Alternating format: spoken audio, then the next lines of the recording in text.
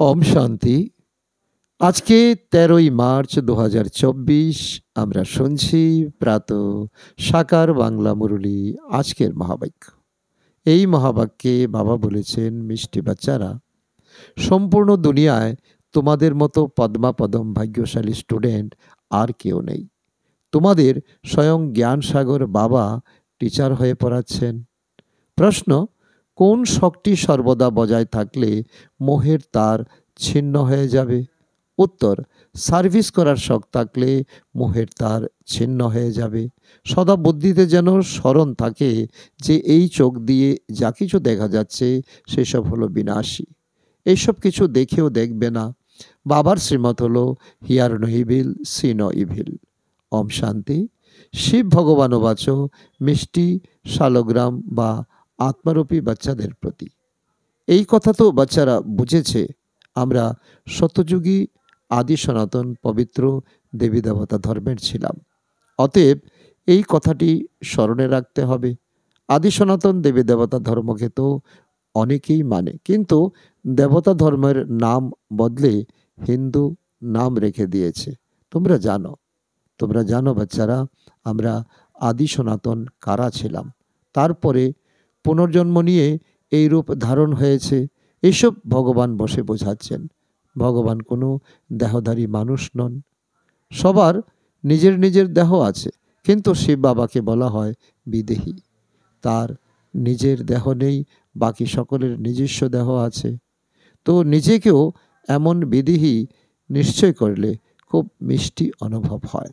আমরা কি ছিলাম, এমন কি হতে চলেছি, এই ড্রামা যে পূর্ব থেকেই রচিত আছে, সেসব তোমরা এখন বুঝেছ। এই দেবী দেবতা ধর্মে পবিত্র গৃহস্থ আশ্রম ছিল, এখন আশ্রম নেই। তোমরা জানো, এখন আমরা আদি সনাতন দেবী দেবতা ধর্মের স্থাপনা করছি। হিন্দু নাম তো এখন রাখা হয়েছে, আদি সনাতন হিন্দু ধর্ম তো নেই। বাবা অনেকবার বলেছেন, আদি সনাতন ধর্মের মানুষদের বোঝাও, বলো এতে লেখো আদি সনাতন দেবী দেবতা পবিত্র ধর্মের, না হিন্দু ধর্মের। তখন তাদের 84 জন্মের জ্ঞান অর্জন হবে। এই জ্ঞান তো খুবই সহজ, শুধুমাত্র লক্ষ বছর বলে দেওয়াতে মানুষ বিভ্রান্ত হয়ে গেছে। এই সবও ড্রামাতে নির্দিষ্ট আছে। শতপ্রধান থেকে তমপ্রধান হওয়ার পার্ট ড্রামাতে আছে। দেবতা ধর্মের মানুষই 84 জন্ম নিয়ে এমন ছিছি হয়েছে। প্রথমে ভারত কত উচ্চ ছিল, ভারতেরই মহিমা করা উচিত। এখন আবার তমপ্রধান থেকে শতপ্রধান, পুরানো দুনিয়া থেকে নতুন দুনিয়ায় অবশ্যই পরিণত হতে হবে। ভবিষ্যতে তোমাদের কথা নিশ্চয়ই বুঝবে। বলো, ঘোর নিদ্রা থেকে জাগো, বাবা এবং অবিনাশী উত্তরাধিকারকে স্মরণ করো। বাচ্চারা, তোমাদের সারাদিন খুশিতে থাকা উচিত। সম্পূর্ণ দুনিয়ায়, পুরো ভারতে তোমাদের মতো পদ্মাপদম ভাগ্যশালী স্টুডেন্ট আর কেউ নেই। তোমরা বুঝেছ যে আমরা যা ছিলাম তাই আবার হতে চলেছি। ছেটে কেটে তারাই আবার আসবে। এর জন্য মনমরা হয়েও না। প্রদর্শনীতে একটু শুনে গেলেও তারা প্রজা হয়ে যায়, কারণ অবিনাশী জ্ঞান ধনের কখনো বিনাশ হয় না। দিন দিন তোমাদের সংস্থা বৃদ্ধি হতে থাকবে, তখন অনেকে তোমাদের কাছে আসবে। ধীরে ধীরে ধর্মের স্থাপনা হয়। যখন কোনো বড়লোক মানুষ বাইরে থেকে আসে, তখন তাকে দেখতে অনেক মানুষ যায়। এখানে তো সে কথা নেই। তোমরা জানো, এই দুনিয়ায় যা কিছু আছে সবই হলো বিনাশী। সেসব দেখবে না। See no evil, hear no evil. এই আবর্জনা তো ভস্ম হবে। যা কিছু দেখতে পাও, মানুষ ইত্যাদি বুঝতে পারে যে এইসবই হলো কলিযুগী। তোমরা হলে সঙ্গমযুগী ব্রাহ্মণ, তাই না? সঙ্গম যুগকে কেউই জানে না। শুধু এইটুকু স্মরণ করো, এই হলো সঙ্গম যুগ। এখন ঘরে ফিরতে হবে, পবিত্র অবশ্যই হতে হবে। এখন বাবা বলেন, এই কাম বিকার আদি মধ্য অন্ত দুঃখ দেয়, কাম বিকারকে জয় করো। বিষের জন্য কত কষ্ট দেয়। বাবা বলেন, কাম হলো মহাশত্রু, তাকে জয় করতে হবে। এখন এই সময় অনেক মানুষ আছে এই দুনিয়াতে, তোমরা এক একজনকে কত বোঝাবে? একজনকে বোঝাও তো অন্যজন বলবে জাদু আছে। তারপরে পড়াশোনা ছেড়ে দেয়। তাই বাবা বলেন আদি সনাতন ধর্মের মানুষদের বোঝাও। তাই সনাতন হলোই দেবী দেবতা ধর্ম। তোমরা বোঝাও লক্ষ্মীনারায়ণ এই পদমর্যাদা কিভাবে প্রাপ্ত করেন, মানুষ থেকে দেবতায় কিভাবে পরিণত হন। নিশ্চয়ই শেষ জন্মে হবে। 84 জন্ম পূর্ণ করে এমন পদের অধিকারী হয়েছেন যাদের সার্ভিস করার শখ থাকে, তারা তো সার্ভিসে ব্যস্ত থাকে। অন্য সব দিক থেকে মোহ মমতা কেটে যায়। আমরা এই চোখ দিয়ে যা কিছু দেখি সেসব ভুলতে হবে, যেন কিছুই দেখিনি। See no evil, talk no evil. মানুষ তো বানরের চিত্র বানিয়ে দিয়েছে, কিছু বুঝতে পারে না।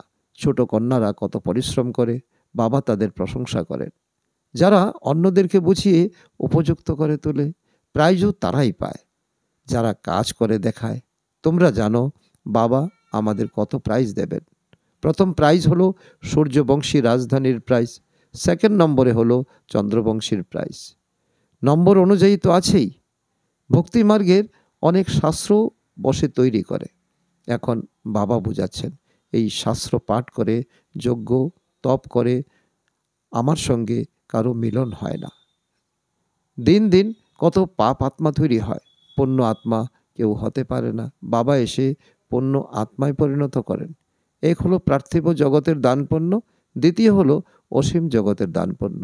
ভক্তিমার্গে ইনডাইরেক্ট ঈশ্বরের উদ্দেশ্যে দান পূর্ণ করে, কিন্তু ঈশ্বর কে সে কথা জানে না।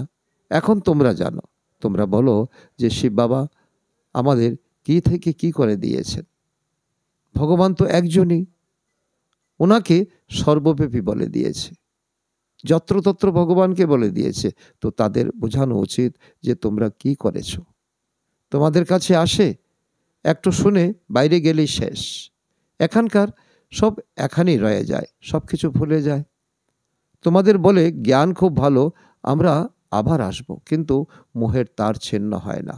মোহজিৎ রাজার কত সুন্দর গল্প রয়েছে না? ফার্স্ট ক্লাস মোহজিৎ রাজা হলেন লক্ষ্মীনারায়ণ, কিন্তু মানুষ বুঝতে পারে না। আশ্চর্যের বিষয়, রাবণের রাজ্যে সিঁড়ি বেয়ে নেমে একেবারে নিচে নেমে পড়েছে। বাচ্চাদের খেলা হয়, খেলা হয় কি না, উপরে গিয়ে আবার নিচে নেমে আসে। তোমাদের খেলাও খুব সহজ। বাবা বলেন ভালোভাবে ধারণ করো, কোনো রকম ছিছি কর্ম করবে না। বাবা বলেন আমি হলাম বীজরূপ সৎ চিত আনন্দ স্বরূপ, অর্থাৎ সচ্চিদানন্দ, জ্ঞানের সাগর।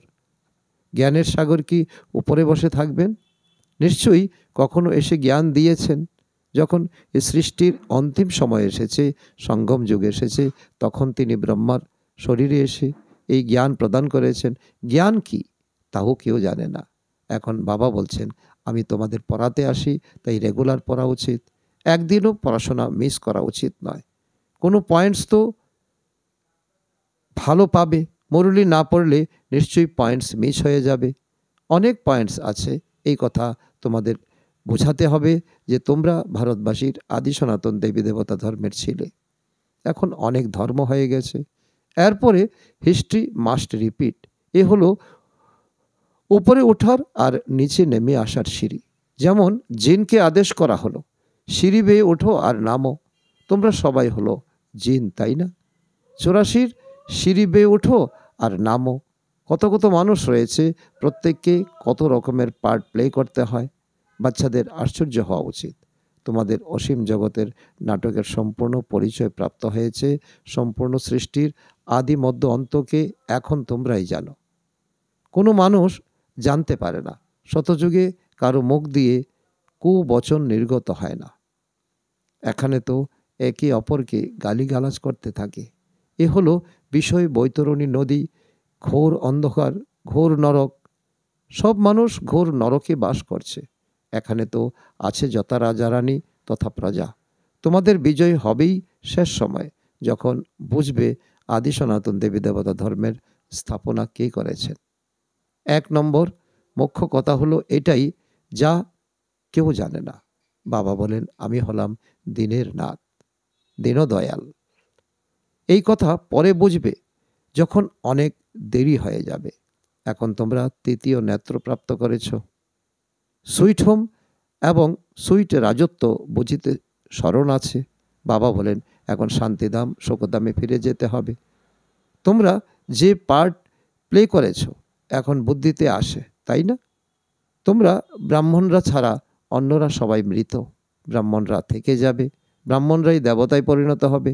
এই এক ধর্মের স্থাপনা হচ্ছে, অন্য ধর্মগুলি কীভাবে স্থাপন হয় সেসব বুদ্ধিতে আছে। যিনি বোঝান তিনি হলেন একমাত্র বাবা। এমন বাবাকে ক্ষণে ক্ষণে স্মরণ করা উচিত। ব্যবসা ইত্যাদি করতে থাকো, শুধু পবিত্র হও। আদি সনাতন দেবী দেবতার ধর্ম পবিত্র ছিল, এখন আবার পবিত্র হতে হবে। চলতে ফিরতে আমাকে অর্থাৎ তোমাদের বাবাকে স্মরণ করো, তাহলে তোমরা কি হবে? শতপ্রধান হয়ে যাবে। তমপ্রধান হয়ে গেছো না? মায়া রাবণ তোমাদের তমপ্রধান করে দিয়েছে। শক্তি তখন আসবে যখন শতপ্রধান হবে। স্মরণের যাত্রা ব্যতীত তোমরা সর্বোচ্চ পদমর্যাদা কখনোই প্রাপ্ত করতে পারবে না। যখন শতপ্রধান স্টেজে পৌঁছাবে তখনই পাপ ভস্ম হবে অটোমেটিক। এ হলো যোগ অগ্নি। এটা হলো গীতার শব্দ। যোগ যোগ বলে মাথা মারতে থাকে, বিদেশ থেকেও ধরে নিয়ে আসে যোগ শেখাবে বলে। এবারে তোমাদের কথা যদি কেউ বোঝে তাহলে তার কল্যাণই কল্যাণ। পরমাত্মা সুপ্রিম সোল তো একজনই, তিনি এসে সবাইকে সুপ্রিম করেন। একদিন খবরের কাগজের লোকেরাও এইসব কথা লিখবে যে এইসব কথা তো সঠিক, রাজযোগ এক পরমপিতা পরমাত্মা ব্যতীত অন্য কেউ শেখাতে পারে না। এমন কথা বড় বড় অক্ষরে লেখা উচিত। আচ্ছা, মিষ্টি মিষ্টি হারানিধি বাচ্চাদের প্রতি মাতা পিতা বাপদাদার স্মরণের স্নেহসুমন আর সুপ্রভাত। আত্মাদের পিতা তার আত্মারূপী বাচ্চাদের জানাচ্ছেন নমস্কার। আমরা আত্মারূপী সন্তানরা আমাদের মাতা পিতা বাপদাদাকে জানাই স্মরণের স্নেহসুমন এবং সুপ্রভাত। ধারণার জন্য মুখ্য সার: 1 নম্বর, সূর্যবংশী রাজধানীর প্রাইজ নেওয়ার জন্য বাপদাদার প্রশংসা পেতে হবে, সার্ভিস করে দেখাতে হবে, মোহের তার ছিন্ন করতে হবে। নাম্বার 2, জ্ঞান সাগর বিদেহী বাবা স্বয়ং পড়াতে এসেছেন, তাই প্রতিদিন পড়াশোনা করতে হবে, একদিনও মিস করবে না। বাবার মতো বিদেহী হওয়ার পুরুষার্থ করতে হবে। আজকের বরদান: নিজের প্র্যাকটিক্যাল জীবনের প্রুফের দ্বারা সাইলেন্সের শক্তির আওয়াজ ছড়িয়ে দেওয়া বিশেষ সেবাদারী ভব। তার অর্থ হলো প্রত্যেককে সাইলেন্সের শক্তির অনুভব করানো, এটাই হলো বিশেষ সেবা। যেরকম সায়েন্সের পাওয়ারের সুনাম আছে, সেরকম যাতে সাইলেন্সের পাওয়ারের সুনাম হয়ে যায়। সকলের মুখ থেকে এই আওয়াজ বেরিয়ে আসবে যে সাইলেন্স পাওয়ারের সায়েন্সের থেকেও উচ্চে। সেই দিন আসবে। সাইলেন্সের পাওয়ারের প্রত্যক্ষতা অর্থাৎ বাবার প্রত্যক্ষতা। সাইলেন্স পাওয়ারের প্র্যাকটিক্যাল প্রুফ হলো তোমাদের সকলের জীবন। প্রত্যেককে চলতে ফিরতে যেন পিস মডেল দেখায়, তাহলে সায়েন্সের আত্মাদের দৃষ্টি সাইলেন্সে থাকা আত্মাদের প্রতি যাবে। এরকম সেবা করো, তখন বলা হবে বিশেষ সেবাধারী। আজকের স্লোগান: সেবা আর স্থিতির ব্যালেন্স রাখো, তাহলে সকলের ব্লেসিং প্রাপ্ত হতে থাকবে। মাতেশ্বরীজির অমূল্য মহাবাক্য। গীত হলো নয়নহীনকে পথ দেখাও প্রভু। এখন মানুষ এই যে গীত গায়, নয়নহীনকে পথ দেখাও প্রভু, তার মানে পথ দেখানোর জন্য এক পরমাত্মাই আছে। তাই তো পরমাত্মাকে আহ্বান করে। আর যে সময় বলে যে প্রভু পথ দেখাও, তো অবশ্যই সাধারণ মানুষকে পথ দেখানোর জন্য স্বয়ং পরমাত্মাকে নিরাকার রূপ থেকে সাকার রূপে অবশ্যই আসতে হবে। তবে তো স্থূলভাবে পথ দেখাতে পারবেন, না এলে তো পথ দেখাতেও পারবেন না। এখন যে সমস্ত মানুষ দ্বিধাগ্রস্ত হয়ে আছে, তাদের সঠিক দিশা চাই। সেজন্য পরমাত্মাকে বলে যে নয়নহীনকে পথ দেখাও প্রভু। ওনাকে আবার মাঝিও বলা হয়, যিনি ওই পারে অথবা এই যে 5 তত্ত্ব দিয়ে তৈরি সৃষ্টি, একে পার করে ওই পারে অর্থাৎ 5 তত্ত্বর থেকে পরে যে ষষ্ঠ তত্ত্ব আছে অখণ্ড জ্যোতি মহাতত্ত্ব, সেখানে নিয়ে যান। তো পরমাত্মা যখন ওই পার থেকে এই পারে আসবেন, তবেই তো ওই পারে নিয়ে যাবেন। তো পরমাত্মাকেও নিজের ধাম থেকে আসতে হয়, তবে তো পরমাত্মাকে মাঝি বলা হয়। তিনিই আমাদেরকে, অর্থাৎ আত্মারূপী নৌকাকে ওই পারে নিয়ে যান। এখন যারা পরমাত্মার সাথে যুক্ত থাকে, তাদেরকেই সাথে করে নিয়ে যান। এবং তিনি বচন দিয়েছেন, তোমাদেরকে আমি সঙ্গে করে নিয়ে যাব। বাদবাকি যারা অবশিষ্ট থাকবে, তারা ধর্মরাজের শাস্তি ভোগ করে পরে মুক্ত হবে। যখন সকল মানুষ অতি দুঃখী হয়, তখন পরমাত্মাকে স্মরণ করে, হে পরমাত্মা বলে চিৎকার করে। পরমাত্মা এই কাঁটার দুনিয়া থেকে ফুলের দুনিয়ায় নিয়ে চলো। এর দ্বারা প্রমাণিত হয় যে অবশ্যই এরকম কোনো দুনিয়া আছে। এখন এটা তো সকল মানুষ জানে যে এখনকার যে সংসার, সেটা কাঁটায় পরিপূর্ণ, যে কারণে মানুষ দুঃখ আর অশান্তি ভোগ করছে আর স্মরণ করছে ফুলের দুনিয়াকে। তো অবশ্যই এরকম কোনো দুনিয়া আছে যে দুনিয়াতে সুসংস্কারী আত্মা পরিপূর্ণ আছে। এখন এটা তো আমরা জেনে গেছি যে দুঃখ, অশান্তি এসব হলো কর্মবন্ধনের হিসাব নিকাশ। রাজা থেকে ভিখারি পর্যন্ত প্রত্যেক মানুষ মাত্রই এই কর্মের হিসাবপত্রে দগ্ধ হয়ে আছে। এজন্য পরমাত্মা স্বয়ং বলেন, এখনকার এই সংসার হলো কলিযুগ, তাই সকল কর্মবন্ধন তৈরি হয়ে আছে। আর আগের সংসার সত্যযুগ ছিল, যাকে ফুলের দুনিয়া বলা হয়ে থাকে। এখন সেটা হলো কর্মবন্ধন থেকে মুক্ত, জীবনমুক্ত দেবী দেবতাদের রাজ্য, যেটা এখন নেই। এখন এই যে আমরা জীবন মুক্ত বলছি, তো এর মানে এটা নয় যে আমরা কোনো দেহ থেকে মুক্ত ছিলাম। তাদের কোনো দেহভান ছিল না, মানে তারা দেহতে থেকেও দুঃখ ভোগ করত না, অর্থাৎ সেখানে কোনো কর্মবন্ধনের মামলা নেই। তারা শরীর নেওয়ার সময়, শরীর ছাড়ার সময় আদি মধ্য অন্ত সুখ প্রাপ্ত করত। তো জীবন মুক্তির অর্থ হলো জীবনে থেকেও কর্মাতীত। এখন এই সমগ্র দুনিয়া 5 বিকারে সম্পূর্ণ দগ্ধ হয়ে আছে, মানে 5 বিকারে সম্পূর্ণরূপে বাস। কিন্তু মানুষের মধ্যে এতটাও শক্তি নেই যে 5 ভূতকে জয় করতে পারে। তাই পরমাত্মা নিজে এসে আমাদেরকে 5 ভূত থেকে মুক্ত করেন আর ভবিষ্যতের প্রালব্ধ দেবী দেবতা পদ প্রাপ্ত করেন। আর এই প্রদান করাই হলো পরমাত্মার একান্ত কর্তব্য। আচ্ছা, ওম শান্তি।